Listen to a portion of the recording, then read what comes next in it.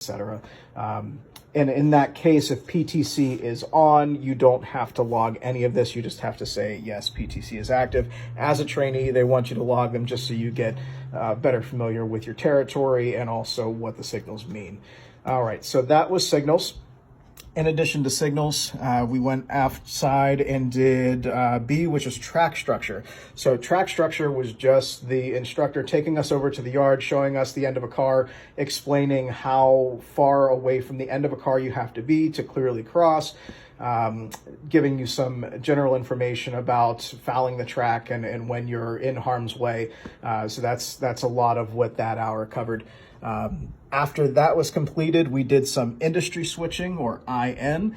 Industry switching was essentially riding on the side of a rail car, past a switch, making the switch, and bringing it back and coupling it to another car. So this is the first time we were actually up and riding during training. So that happens on day 2.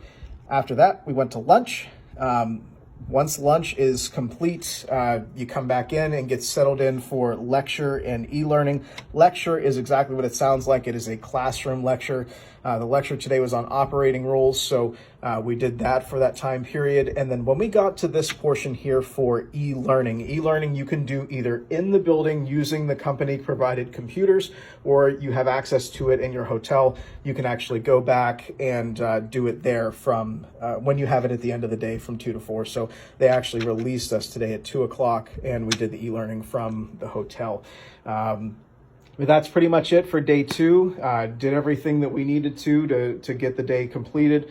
The only thing we didn't finish up today was logging our pay in the system. When you get down here, you have to log each individual day. When you're on your own yard, they do it automatically. But in order for us to get reimbursed for miles and that kind of stuff, we need to do that. So that's something we will pick up tomorrow. So that's it for day 2.